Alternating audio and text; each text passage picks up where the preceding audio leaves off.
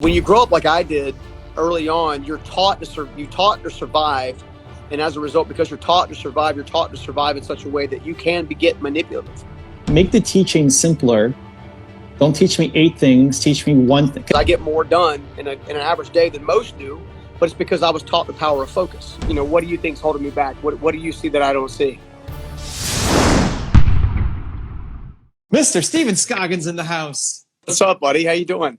Good. I just spent the past 3 days. Well, we had 1 day off, I guess, in between. But 3 days with Steven at his amazing event. But Steven Scoggins has been on my mind for the past 48 hours, thinking about how do we help him play an even bigger game in branding and positioning and making a statement in the not just the entrepreneurial community, but for America.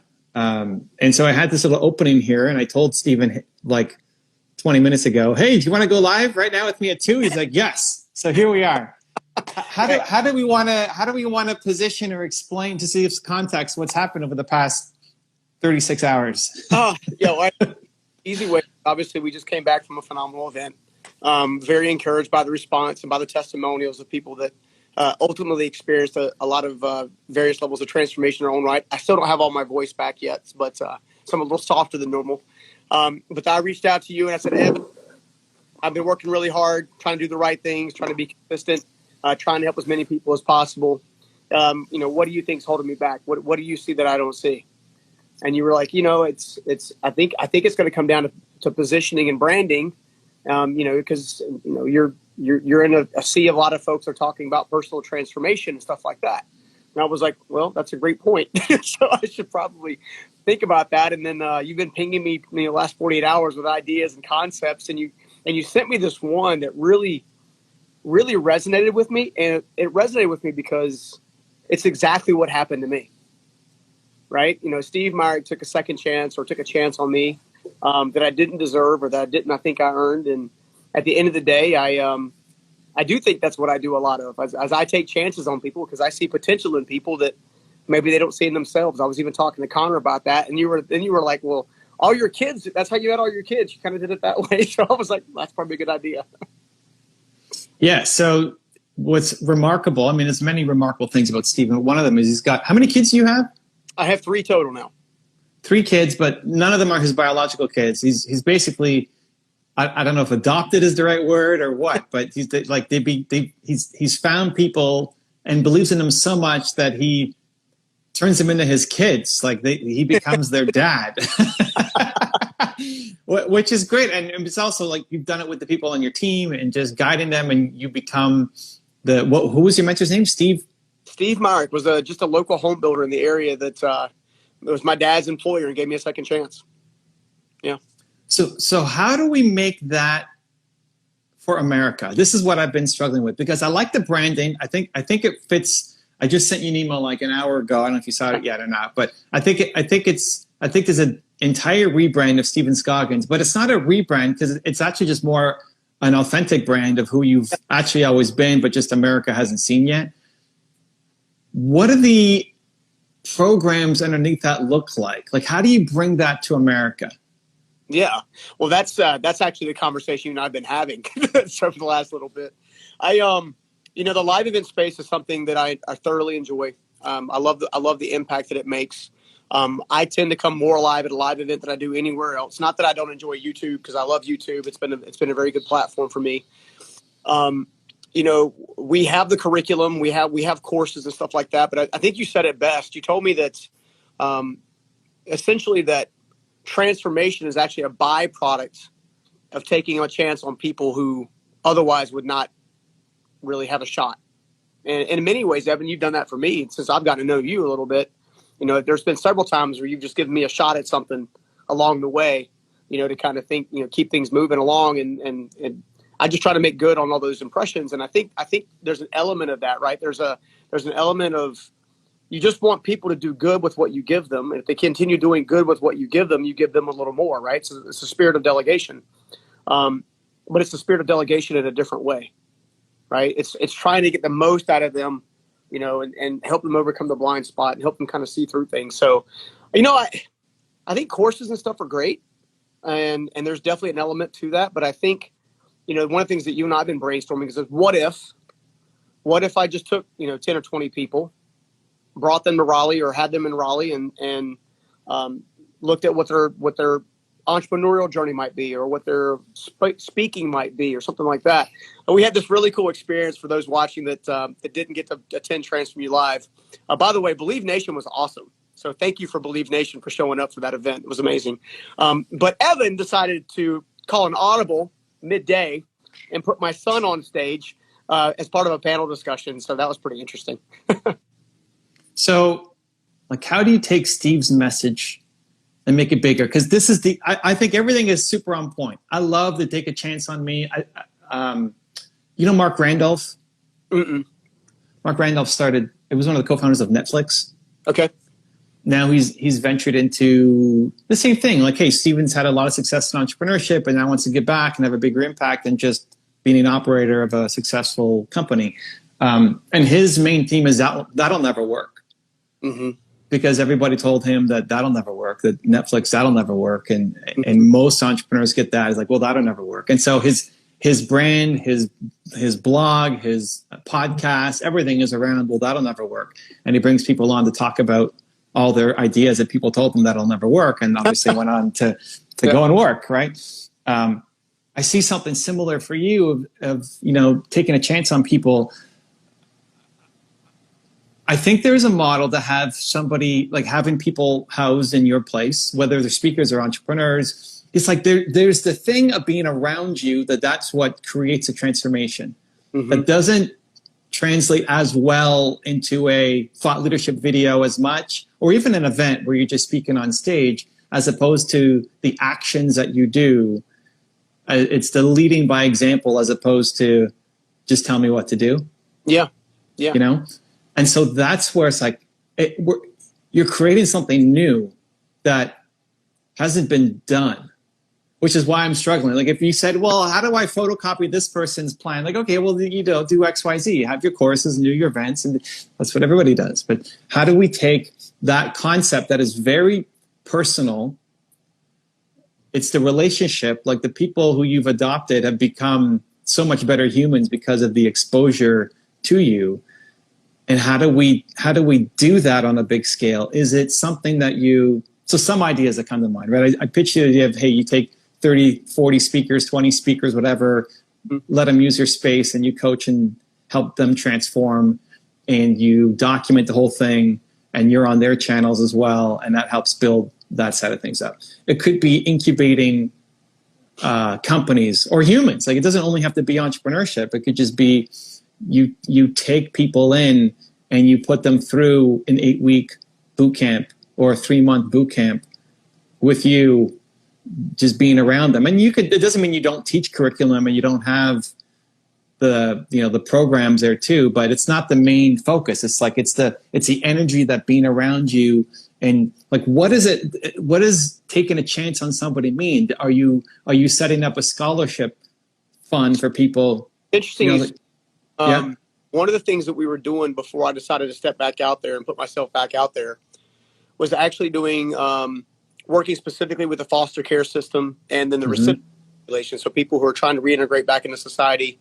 Both are groups that people often go up on. Anthony mentioned on stage that was at 71%, I guess, of all foster kids end up either incarcerated or homeless, right? So I think it's hold on. I think it was 70% of people who are incarcerated came through the foster care system, not 70% of people who go through the foster care system end up in jail. Yeah. But yeah, so here it's a big problem. Yeah. So I had this idea, because the Transform You curriculum itself has proven to be very successful with people. So here was my thought. The construction industry itself needs qualified trade personnel, and it's very lucrative, believe it or not. So, someone in the plumbing industry could easily go from making $40,000 a year up to $120,000 a year in a 5 or 6 year time span based on how committed they are. So it's a lucrative model. Well, what happens is the student themselves, they get trained in a construction trade, but then it falls apart because their life skills are just jacked up. They don't know about their belief systems. They don't understand mindset. They don't understand relationships and conflict resolution and casting a vision or creating a plan. They're reacting to life more than anything else. So what I did is I actually put together a program that we call the Journey Principles Apprenticeship Program for a little while that merged construction trade training with Transform You, the curriculum. And those people would come here for 90 days. They would come here for 90 days, and I would teach them a curriculum the first half of the day. I would then do a lunch break, and then I would take them out and then teach them a construction trade the second half of the day. They would graduate, immediately get hired on. The employers get a subsidy.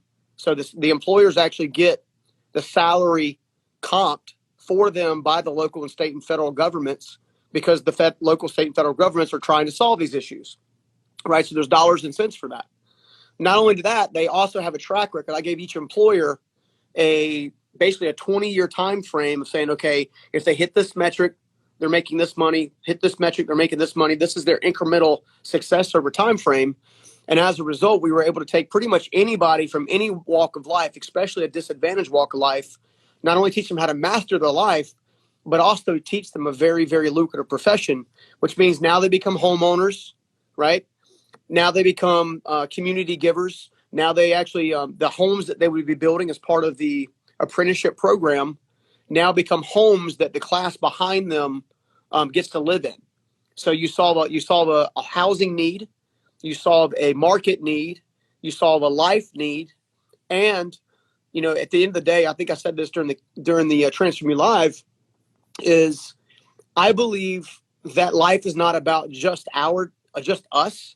I believe it's about the generations hidden inside of us, right? So I had this situation growing up, obviously, that was pretty difficult, and no one really taught me how to use money. And then when somebody did teach me how to use money, use work ethic, use diligence, try to work smart and hard at the same time, it radically changed my life.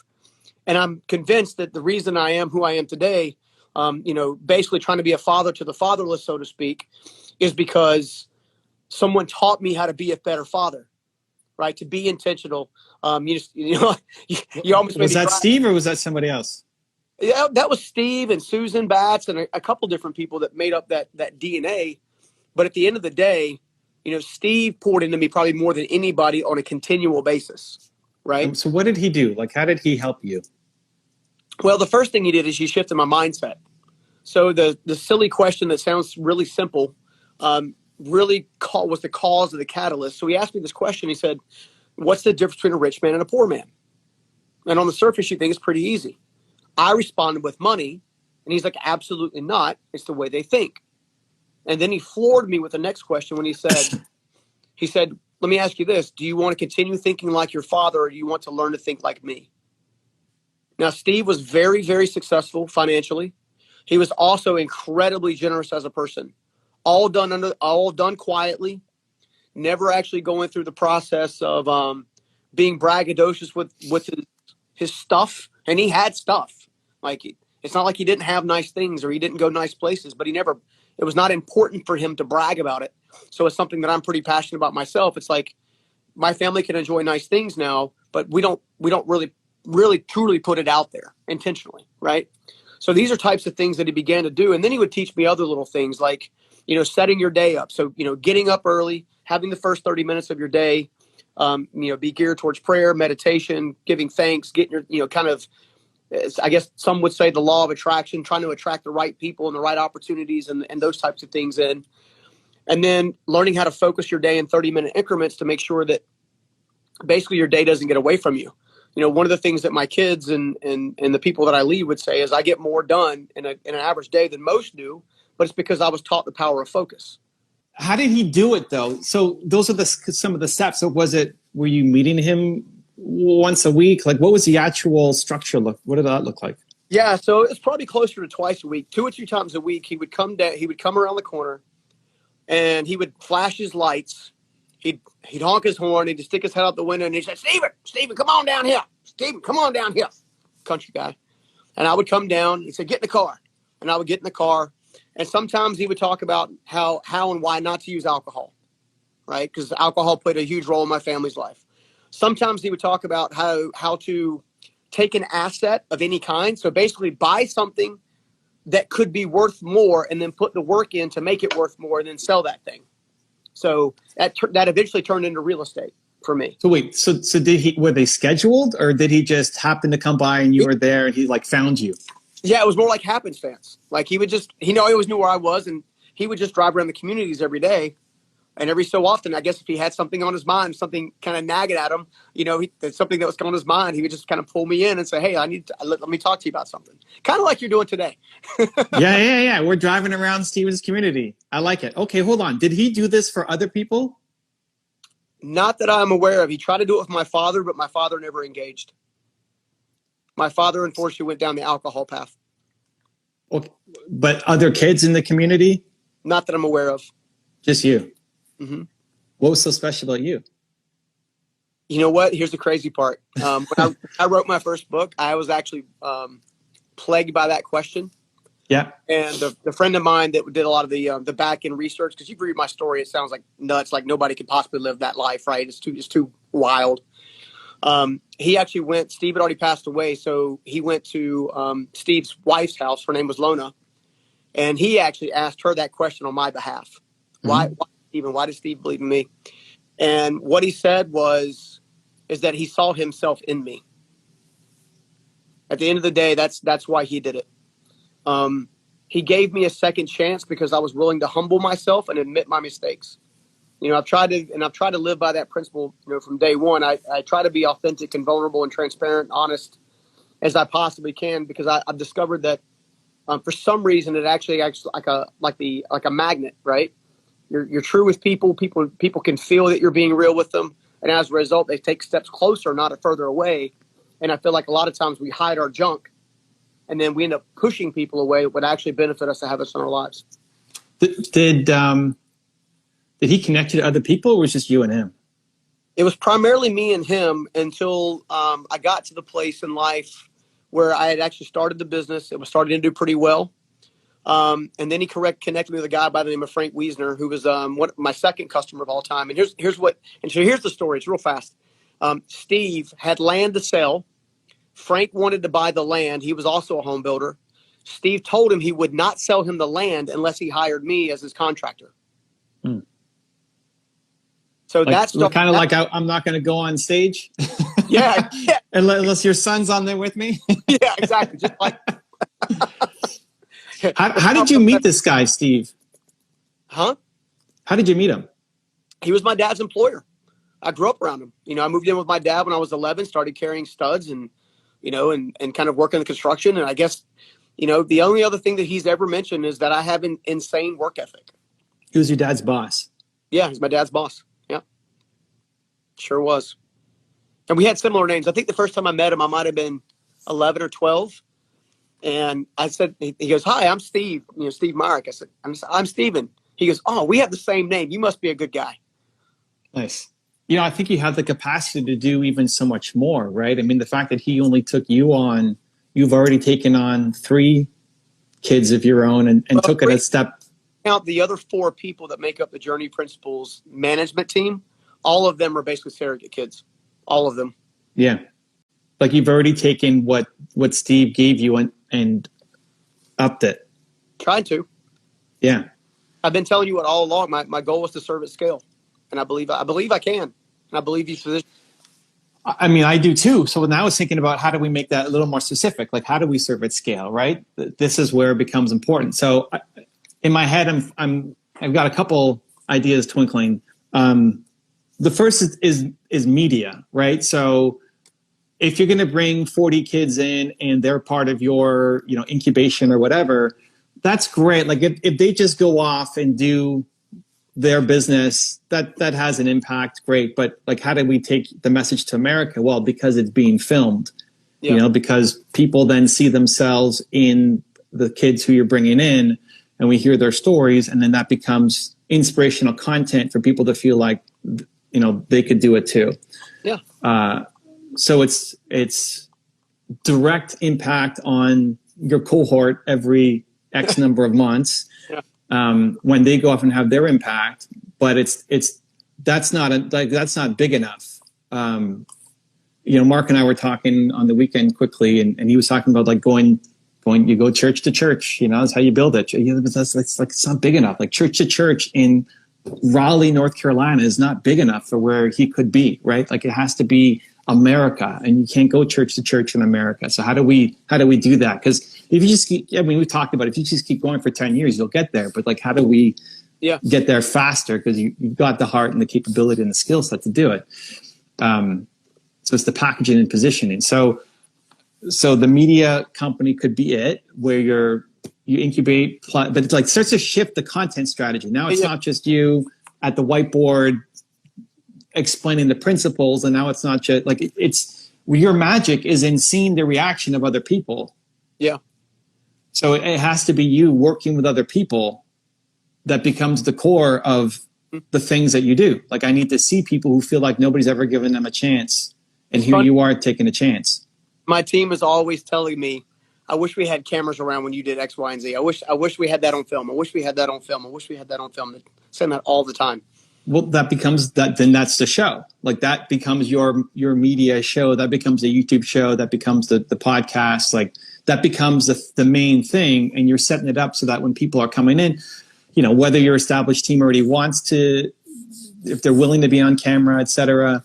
But if you're bringing people in who you're going to mentor from the community, that's part of the deal is you're going to be mentored. And instead of trying to get like the gotcha moments like on a Big Brother or whatever, you're the opposite. Like you're trying to capture the inspirational moments that people can see themselves in and get their own transformation by watching somebody else's transformation. Yeah. Right? And that's not that difficult to set up. Like you just need somebody to follow you around. Right. I mean, that's where it's like, well, once you set the top vision for what you want to create, the steps underneath it, as long as they feel right to you, are actually not that difficult. And then people start to know you as the guy, like he's the guy who takes a chance on people. Yeah. So media company that then you just need to get people in to spend time with you over a long enough period, right? Like it's not enough in a one-day thing. Yeah. Right. Like it's got to be over a sustained period. So you have a bunch of people and you're telling their stories and you're following them along. So that's one path. The second one I see is through actual programs, like the one you talked about, the apprenticeship program. Yeah. Where they were coming out of jail. Is that what it was? Incarceration? Or is it coming out of? For all disadvantaged walks of life. So some out of just what we call Section 8 community or poverty-based community. Some out of the recidivism, which is obviously coming out of jail, trying to reintegrate. And the others are like foster care, people. And I would want to get my hands on them at 16 before they technically age out, so I can have time to get them prepared before they age out, so they walk right into a life. Not walking. My God, where am I going to live? Who's going to help me? They're not walking into that. They're actually walking into life. Better Call Daddy podcast in the chat says the guy who takes chances on people. That's it. That's it. Exactly. Where everybody else kind of gave up on that person, there's Steven taking a chance. I did a keynote at a company. Where was it? Oh, I'm blanking. I want to say it's in New Mexico. And this guy had 100-something people on his team. They were selling basically refurbished phones, like getting people to give them their phones, and then they fixed them up and sold them again. 100+ people. Everybody who he hired was from the jail system. Like they just came out. Yeah. Because that was his story, and so he hired people. He gave them a place to be. They had morning prayer all together. They had discipline of, hey, you need to show up, and hey, you need to tuck in your shirt, and all of the stuff that the lessons that they never lived because nobody believed in them enough to be that mentor. So like real programs, like if you have a real program that you can set up, but then again scale across America. Mm-hmm. So it's the 90-day program, 90-day apprenticeship program to learn how to XYZ. So you learn the skill set so you can go become a tradesperson. Yeah. Well, I mean, one of the things that I wanted to do with that program was also pay them to be there. Because one of the things we run into, especially with people from disadvantaged youth, is whatever job they have, they need. So if they're working at McDonald's or Burger King or fried chicken or, Taco Bell or Walmart or wherever, they need that paycheck. But many times, so they can't actually step away from there to go somewhere else to learn what they need to learn to then better their life. What I wanted to do was be able to pay them to basically be in that class so they didn't have to, basically scrounge up or kind of hurt themselves along the way, which got pretty expensive over time. We did a beta test of the same thing around, I guess it was maybe 2 years ago, when I hired everybody that I trained, and many of those people are still working for CHE, one of my flagship businesses today. One just bought their first house, which is pretty impressive. Thinking, coming from a background that nobody in their lineage has ever owned a home before. What does it cost them in lost wages to be there? Oh gosh, I mean, the average person's probably making what, $12 to $13 an hour, so call it $1,800 a month, maybe $1,700 a month. So, because they would have to, because it's an immersive program, they would have to basically not necessarily live on site, but be here in such a way that they're here all the time. It's designed to be immersion. You know how immersion's the fastest way, in my personal opinion, to fast track somebody.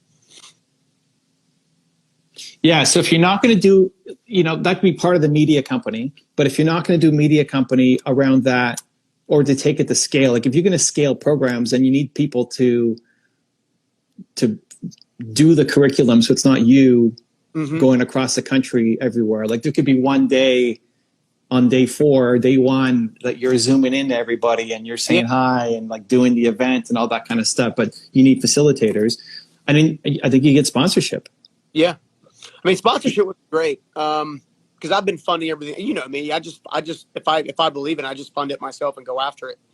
But that gets expensive for a program like that. I mean, really. Well, and it keeps it small. Yeah, that's true. And so what ends up happening is like you have a huge impact on a small group of people. Yeah. Yeah. And now it's like, okay, let's replicate that impact across America, right? Yeah. But again, if it's all like, how many companies are talking about giving people that shot? How many companies would love to be associated with a program like this? How many people inside, at least I don't know in America now, but I'm assuming it's similar in Canada. We've got a huge shortage of labor in all the trades. Yeah. And so if they can be a part of this program, and it costs. National problem, hands down. And the reality is people have tried to tap into those disadvantaged programs before, or people groups, but they fail because they only teach the trade. They don't teach them how to manage their budget, tuck in their shirt tails, shake, give a firm handshake, always be honest. When you grow up like I did early on, you're taught to survive. And as a result, because you're taught to survive in such a way that you can get manipulative, right? You learn to manipulate people based on how they kind of interact with everybody. And it takes some time and some mentorship along the way to understand how to turn that manipulation into quality influence to allow them to kind of better themselves. And that just takes time. So, that's kind of the big, hairy, audacious goal dream, is to like, okay, yeah, not only can we take a chance on somebody, but we can also teach them a better way. Now, one of the cool things, Evan, you didn't get to see this just because it happened during the live in between sessions at Transform Me Live at the very end, was I identified 6 different people who have substantial interest in becoming future strategists for myself and the Journey Principles organization as a whole, that believe in what we're doing, believe in the education that comes with it, and are willing to be that first group of people to begin to scale it out and kind of teach the curriculum like you were mentioning. Yeah, so I think that even the curriculum needs a overhaul. Sure. The principles are all there, but it's packaging it inside a program that makes sense. So just like Steve helped create Stephen, Stephen then goes and helps create 10,000 other whoever's to go off and lead this across America, right? Yep. So like your best advocates or best future facilitators are the one who's gone through your program already. Yep. So you build that in. Like if it's a 90-day program to go from, the streets to, 5-6 figure income in a job, it's not even teaching entrepreneurship. You're just helping give them opportunities. Yeah. Then, you recruit your best people to then go facilitate this for others. Yeah. I mean, that's kind of always been in my heart anyway, right? If you look at my team and my family, that's exactly what we've done. I mean, it was cool to watch my son actually answer a question or to kind of chirp in during the panel on his own, and then to say some pretty profound things. So I think just the intention has to be there. The students have to be there. People that want a second chance or want a fresh start at life, kind of scenario. Trying to, our mutual friend Bo mentioned that it's a exposure problem. Being more exposed to attract the people that need the most help or people that I can help the most. Well, part of exposure is giving people an easy message to share. Yeah, for sure. Like if people are going to say 6 months ago, who's Stephen Scoggins? Like, oh, he's a great guy. I love him. He speaks. And it's, but like, what? What's the thing? Yeah. What's the thing? That's it. That's like by slowly doing that for 10 years, you'll just get people who love you because of your actions speaking for themselves over a long enough timeline. Mm-hmm. It'll just happen. But again, it's like giving people the words to say it. I think you're tapping into something really powerful that people need, because most people don't do what you do. Yeah. Most people would never adopt 3 kids. And well, 2 of them came by marriage, but one of them was a single waitress that was getting ready to have her first child. That's Melanie, and who I'm now I'm a grandfather, by the way. Well, not now. I've been a grandfather for a while, but now I'm a grandfather of 2. I'm AKA Pops. I think that makes total sense to me.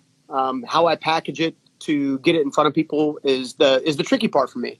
Because I just typically do my thing. I get around people and I see what they're struggling with. I see what they could elevate. I see what kind of potential's inside of them, and I just kind of go into action. If that makes any sense, which has always been the tricky part for me.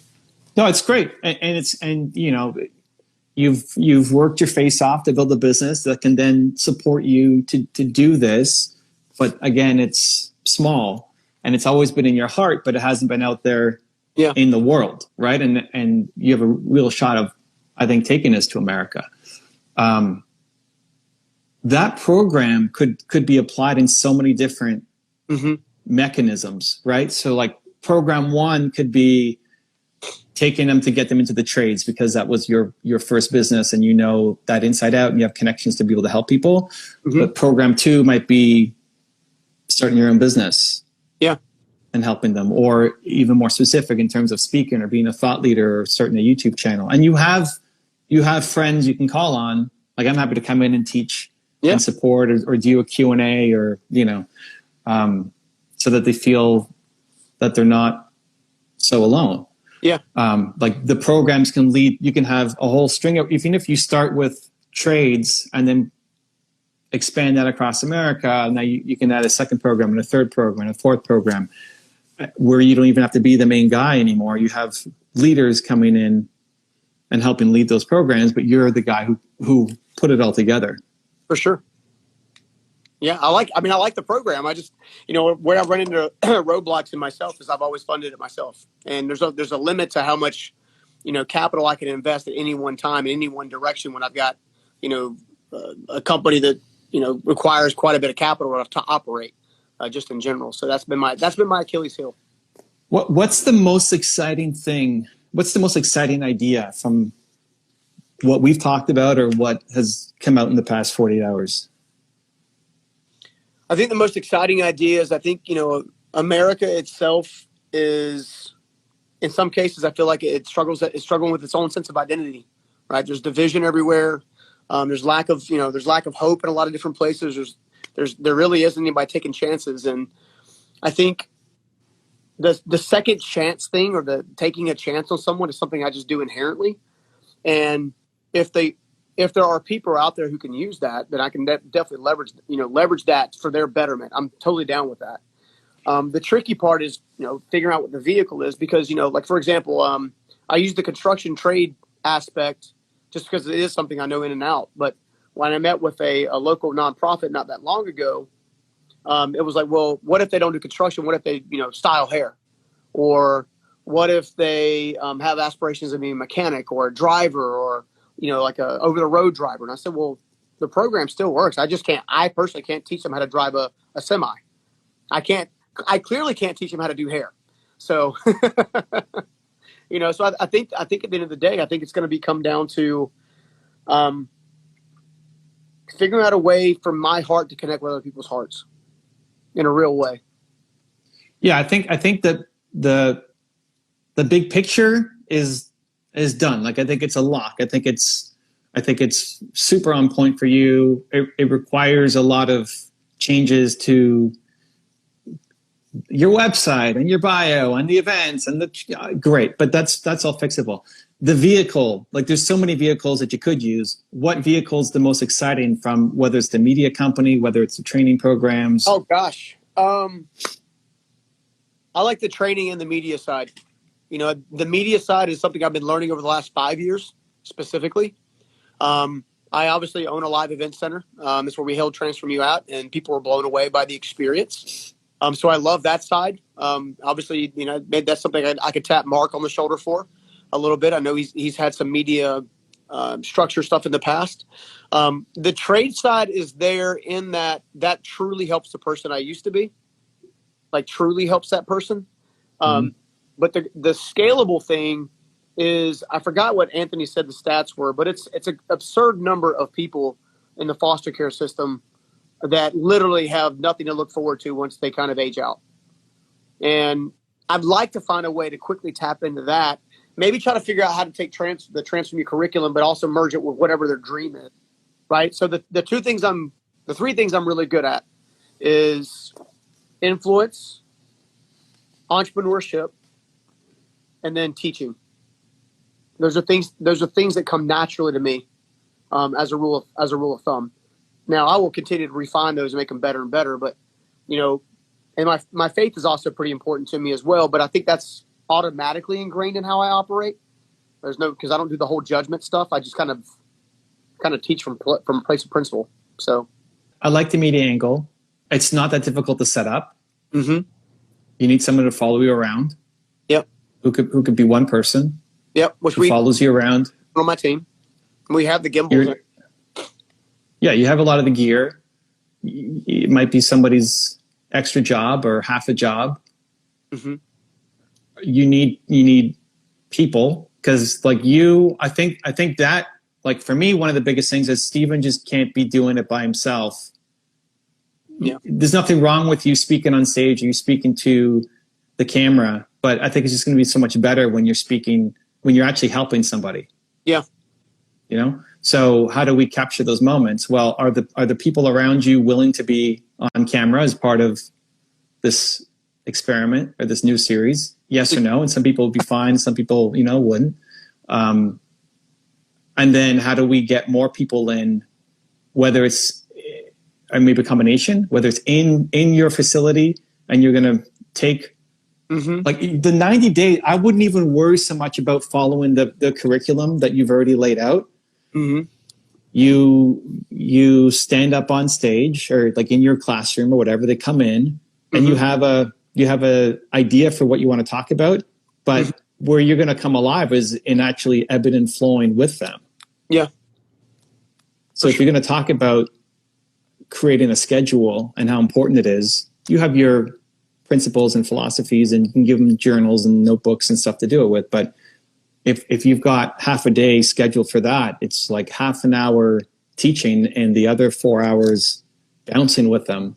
Yeah. To say, let me help you do this. You know, like, guys, pull out your calendar. We're going to do this together. Now tell me where this doesn't make sense, and tell me your frustrations, or tell me why it doesn't work. And then you're going to coach and guide them together. Yeah. No, I like it. And you film all that stuff. And I mean, it could be a Zoom room too, where people apply from around the country, or you can have a mix, because your event was a mix. Yeah, anyway. I mean, we have more in the Zoom room too. So if you want to open that up to have people be able to, I think that becomes the thing. It's like, you have your 90 days might be a little long, but you can do some serious improvement in 30. Yeah. You know, 90 days was the complete program for the construction trade Transform You. But you can. I mean, we were you know, all of us together at Transform You Live were able to elevate a lot of folks in 3 days. You know, if everybody's sincere and the content's sound and the principles are sound, everybody's willing to put into work, a lot of good can be done in 30 days. Yeah, I think it needs to be more working with people. Okay. Even as like your email about, hey, let's get ready for 2022 next event. Same thing. Like, I think it needs to be more about less speeches and more helping. So interesting you said that. One of the things that I got from feedback, and so I was asking some of the folks here in the Congress, so what would it, what was your experience like? Oh, it was fantastic. It was very fantastic, whatever. So what would make it better? Well, if I could have some one-on-one coaching with some of the speakers and the people that were in the room, or one-on-one coaching while we're here. And I have seen some conference models that allow for a lot more coaching. So you kind of get the theology during the stage work, meaning you're teaching the theology, but the practical how to do steps is in the breakouts, after the stage work is done. Basically, you go and learn it and immediately apply it. Learn it, apply it. Learn it, apply it. Learn it, apply it. I find that works absolutely the best out of everything. But the applying it could also be with the person on stage, right? It's like, hey, make the teaching simpler. Don't teach me 8 things. Teach me one thing. Because that's what happens at conferences is you have a notebook full of ideas of all these lessons, and then it's easy to fall back, right? From Tony Robbins all the way down. So, but if you had the speaker come up, and if you have an hour time slot, people need to know what to ask the speaker. Like if they don't know who this person is, you got to set context for what's going on. And so they come on, and a lot of the stories are inspiring, but okay, help me make that transformation in my life. So teach me something and then show me. Just like if you're going to teach somebody how to drive that truck, it's not until you get in the truck and actually drive with them that they're going to pick it up. Yeah. No matter how much you read the manual and teach them the theory and teach them how to shift gears. And it's like, you don't get it till you're there. Like, okay, so here's what's going to happen. You're explaining it. You can spend an hour explaining it, but the fastest way is to sit with them in the truck and explain it. The best part of a Tony Robbins event is the interventions that he does with people. Yeah. But people need to know. What's that? I love doing those. Those are fun for me. They light me up. Of course, because that's when you feel that it's happening. And I think that becomes the model for 2022 is it's not about speeches and roundtables. It's about a bunch of interventions. Like people are going to come on, and what you need to do is hire or have speakers who are great coaches, not just great speakers. Now, everybody who you had is also a fantastic coach. Yeah. Mel is great, and Tracy's great, and Anthony's great, and like they're great coaches, but we don't get to see that. Sometimes in the questions, at the end, hey, I have a question, and then but to making that the entire model of it is this is mentorship. This is a mentorship session more than so like they teach something and then we coach somebody through it, and then you can still do breakout rooms where now they're helping each other out. Like in a tentative model, let's say Mel Abraham, who we both know is amazing, especially in the financial world, right? He's brilliant. He goes up and he teaches for 30 or 45 minutes, and then he does essentially an intervention or a live coaching session with the audience, whether that's virtual or live. Is that what I'm hearing you say? Even less. Okay. Go up and teach for 10 minutes. Okay.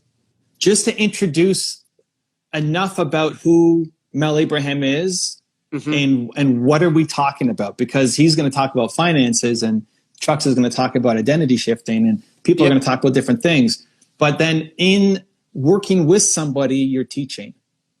Yeah. So what's going to happen is he's like, okay, so he's going to give his 10 minutes on XYZ, financial concepts everybody needs to get right. Who's struggling with their finances right now? You can raise your hand. Raise your hand. Like who's more than $20,000 in debt right now? Yeah. Come on up on the stage. Let me help you. Okay, break it down. Where is your debt right now? Or whatever he's going to do. And in working with Susan, he's going to end up teaching, and everybody sees themselves in Susan, right? So it's mentorship. It's like what you do for your kids or what Steve did for you, but us all being able to sit in and watch it happen and unfold in real time and see ourselves in that person. I like it. I do. I love this. It's something that's I think it's something I do inherently. When I go into coaching mode, I'm not even thinking I'm in coaching mode. Yeah. And one of the things, that's the common trait that I saw with all the speakers that were at Transform You Live, because then you don't see it. And maybe we should have had somebody on the gimbal following it, but there was coaching happening in the concourse and in the cafe area where the coffee's at, and even back towards the green room with some of my team members, like from that had access behind the stage. In almost every case, coaching was happening because coaching was needed. If that makes any sense. Yeah. No, it does. And I think, I think that's a much better event for you. Mm-hmm. And it's a differentiator already. Like, it's basically mentorship now instead of just being talked to. Yeah. And everybody who you brought on has the heart to do it as well. It's just, they just weren't asked. It was just what a normal speaking gig would be. Yeah. I like the breakout rooms. I think if I was going to add a third wing, so you had media company, programs, I think the thing that's missing that Steve didn't give you is community. No, I mean, you and I have talked about that offline before. I've told you that I'm personally looking for a community of people who are a little ahead of me right now. Well, not just you give community to your people, to your students, to the people. That's it. The community is incredibly important to anybody's development, period. Whether it's someone who's, in theory at this level or this level or this level, no matter what their station of life is. Right. So what does community look like at scale? To me, community at scale looks like trying to organize people who are all on a personal development journey, so to speak, but maybe they're grouped together by some of the adversities that are standing in their way. So if you're struggling super bad with your finances, then maybe you're grouped with a group that's got a coach and everything that's working through finances. The same thing with relationships, or the same thing with a healthy self-esteem, or something like that. And that's actually pretty easy to do if people are honest through an intake process of scheduling for an event or for a group, saying, hey, look, here's where I think I'm struggling. And then, because then essentially community is dialectical behavioral therapy. That's essentially what that is. It's, you're grouping people based on what their adversity is, because they all have the same needs. So therefore it's easier to find a coach to teach on one piece of subject matter or one area of life, if you will. How do people get in? Like, for you to take a chance on them, how do they qualify? How do they get in? Like, for Steve, it was that you had the same name, great. But you worked hard, You're just going to help all the Steves or Stevens around America. That's it. Or Stephanie. But is it, he liked how hard you worked. What does somebody have to do to show up for themselves for you to then take the chance on them? I want to see hunger. I want to see hunger more than anything else. The one common trait of everybody that I've helped along the way that are doing very well now is they were all hungry and ready for change. So it wasn't, I want change, but only if it's good. Like, there's, it's got to be, I want change. I'm hungry for change. I'm willing to do anything to pursue change. If they have those true elements, I'm 10 times more likely to pour all of everything I've got into them, because I see them doing a lot with the little bit that I've already given. Like, I'm a big tester. So if I give you homework, and you've done this to me before, if I give you homework and you don't do it, then I kind of just stand still. I pause. Right. Because I think we've all given advice to people who haven't done anything with it. And that's frustrating to me. So I would want people who have a ready and ripe heart, who are sincere. How do you do that? Maybe it's a short bio or a short summary or something like that, where they're saying, I don't need as much of. We had this happen with one of the students at the last event, where they were so wrapped up in the adversity that they came across more as a victim rather than someone who was trying to really kind of move forward, if that makes any sense. So I would want to kind of have maybe a snippet of a little bit of backstory. So give me a little bit about your backstory. I want to understand you a little bit, but more importantly, tell me where it is you want to go and why you want to go there, even if you have zero clue how to get there. I think those two components, with the bigger section being, what I want to do with my life, what I'd like to see, what I'd like to grow towards, and paint the clearest picture of that. I think those two items would be huge on an intake process, because in that writing, it'll be easy to see if there's hunger there. A list of some of the things that you've tried that didn't work out, whether it's conferences, whether it's books, whether it's coaching, whether it's anything. I've made a lot of mistakes on my journey, building businesses and even live events and even personal branding, apparently. So, it's part of nature to make mistakes. I want to know, are you making mistakes and learning from them? Or are you making mistakes and sitting still? I like this, because what I sent you last night at 11:30 or whatever is I was trying to sleep last night. I'm trying to go to bed. We do lights down, no screens, relax. And all I can think of is Stephen Scoggins. And then words start flowing through me. I don't even know what they mean. I'm going to type it in an email and send it out to Stephen. What I sent you is a great, I like it because I wrote it, but it was also, again, flowing through me. But I could see how that could be seen as a victim mentality too. It's like, yeah, that's right. That's why, that's why I'm not where I want to be because of this. Yeah. So I like that I like having some kind of intake filter. Yeah. I think a video could be great. I think you do well actually seeing them on screen. I think you get a lot from, even if you're not talking to them, but you see them react. And I think also having some of your curriculum. Yeah. This is step one.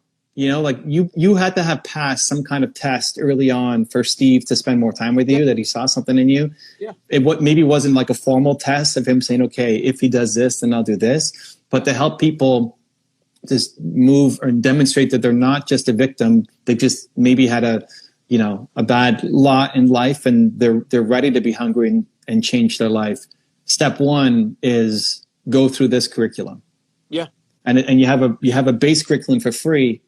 Yep. That all they have to do is complete the curriculum, and then that leads to the next step where they make a video and they apply. Because if they're going to get into the program you're going to offer, if they're going to get into being one of the 40 companies you mentor and showcase, there has to be some kind of selection process. Well, I don't want to put my time and resources into 40 companies or less or more or whatever that aren't serious. Yeah, I'm incredibly so. I think setting expectations becomes it's like, hey, I'll take a chance on you guy, but you need to meet me here too. Yeah, for sure. You need to show up for yourself, and you need to show up for me to make this happen. And if you do that, I'll take a chance on you. This is the if. I'm not judging you based on anything else. Your race, your religion, your hair color, your height. I'm not judging you on anything except your willingness to show up. Yes. And do the work. Yes. Yes. Like I said, I think to me, hunger is the number one thing, because I believe if you're hungry enough, you can learn any stinking thing. It's the difference between somebody saying, I want a better financial life, but then not taking advantage of maybe something that Mel's got. Not taking advantage of a free course. That was one of the things that you mentioned when we first met, a year or more ago. It was like, one of the things I asked you about was, well, how do you know which mentors to follow? And you said, well, test their free stuff. Like, go read their ebook, go watch their video series or whatever. To me, that shows an element of hunger, because you're already doing some work. You're not just sitting here still going, I want to be financially successful. I want to be financially successful. I'm picking up a book about finance and reading about finance, that kind of thing. I definitely want to see that element. Hunger is going to be number one, because all the rest of it's irrelevant. I don't care where you've been, what you've been through. Not that some of those things aren't important in your life and your story, but it has nothing to do ultimately with where you want to go, right? Other than the things that you learn from that. So I think I definitely want to see the hunger there for sure. I like it, dude. I think there's so much here.